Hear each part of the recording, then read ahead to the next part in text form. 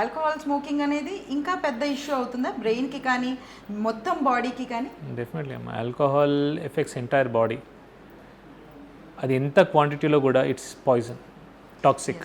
అది ఒక పెగ్ వేస్తే ఏం కాదు కదా, 2 పెగ్గులు వేస్తే ఏం కాదు కదా అంటారు, కానీ ఇట్ ఈస్ నాట్ రైట్. అది ఎంత తాగినా దానివల్ల న్యూట్రిషనల్ డెఫిషియన్సీ వస్తుంది, నరాలు, heart health, gut issues, skin, hair. You age early. Okay. Even you age early if you take alcohol and if you smoke. And smoke అయితే ఆబ్వియస్లీ లంగ్ డిజార్డర్స్ కానివ్వండి, strokes, cancers అన్నిటికీ అది కారణం. Protein importance చాలా stress చేసి మాట్లాడుకున్నాం. So eggs ఎన్ని తినాలి రోజుకి? 2 to 3 eggs తినొచ్చమ్మా. కిడ్స్, పిల్లలు కూడా 1 to 2 eggs per day తినొచ్చు. 2 to 3 eggs డెఫినెట్లీ తినాలా. Because egg is the best multivitamin. దేవుడు ఇచ్చిన మల్టీవైటమిన్ ఏదంటే అది గుడ్డు, కోడిగుడ్డు. ఎందుకంటే దానిలో వైటమిన్ సి తప్ప అన్ని ప్రోటీన్స్ కానివ్వండి, ఎసెన్షియల్ అమినో యాసిడ్స్ అన్నీ ఉంటాయి. ఆల్ వైటమిన్స్ అండ్ మినరల్స్ ఉంటాయి ఒక కోడిగుడ్డులో. సో డెఫినెట్లీ 2 to 3 eggs మీరు కంఫర్టబుల్లీ తినొచ్చు విత్ యోక్. దేవుడు ఎట్లా ఇచ్చిండో అట్లే తినాలి. Okay. So how God has given you egg, అలాగే తినాలి.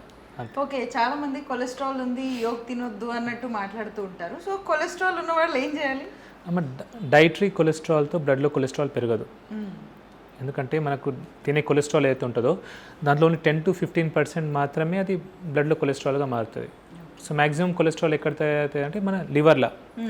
ఎప్పుడెప్పుడైతే బాడీకి కొలెస్ట్రాల్ అవసరం పడుతుందో అప్పుడు లివరే కొలెస్ట్రాల్ని తయారు చేసుకుంటుంది. సో మనం 2-3 eggs తింటే కొలెస్ట్రాల్ పెరుగుతున్నది కరెక్ట్ కాదు. అలాగే కొలెస్ట్రాల్ ఈ మధ్యన ఎవరి దగ్గర చూసినా ట్రైగ్లిజరైడ్స్ ఒకటి, కొలెస్ట్రాల్ ఒకటి బాగా పెరుగుతుంది.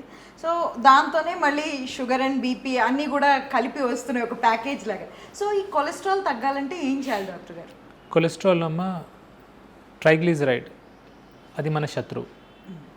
ఎల్డిఎల్ కొలెస్ట్రాల్ని చాలామంది ఇట్లా బ్యాడ్ కొలెస్ట్రాల్ చెప్తారు, కానీ ఎల్డిఎల్ కొలెస్ట్రాల్లో 2 types ఉంటాయి, large buoyant and small dense. Large అంటే పెద్దది, అది ఎప్పుడు పెరుగుతుంది? మనం ఫ్యాట్ తిన్నప్పుడు లార్జ్ బాయింట్ వెరైటీ పెరుగుతుంది. దాంతో హార్ట్ స్ట్రోక్ అంతా ఏముండదు. స్మాల్ డెన్స్ అయితే ఉంటుందో దానివల్ల హార్ట్ స్ట్రోక్ వస్తుంది. అది ఎప్పుడు పెరుగుతుంది? ఎప్పుడైతే ఎక్సెస్ కార్బోహైడ్రేట్స్ తీసుకుంటామో. సో ఎక్సెస్ కార్బోహైడ్రేట్ తినకపోతే ఈ small dense variety of LDL పెరగదు. ఒకటి. ట్రైగ్లిజరైడ్ టు హెచ్డిఎల్ రేషియో, అది చాలా important. Triglyceride divided by HDL, అది ఎక్కువ ఉండకూడదు. అది 2 లోపల ఉంటే చాలా మంచిది. 5 దాటకపోతే చాలా మంచిది, బట్ 2 లోపల ఉంటేనే చాలా మంచిది. సో ట్రైగ్లిజరైడ్ ఎప్పుడు పెరుగుతుంది? మనం ఎప్పుడైతే కార్బోహైడ్రేట్ తింటామో అప్పుడు ట్రైగ్లిజరైడ్ పెరుగుతుంది. సో ట్రైగ్లిజరైడ్ తగ్గాలన్నా మనం కార్బోహైడ్రేట్ తగ్గియాలా. Small dense variety of LDL పెరగొద్దన్నా కూడా మనం కార్బోహైడ్రేట్ తగ్గియాలి. అలా తగ్గిస్తే కంట్రోల్ ఉంటుంది.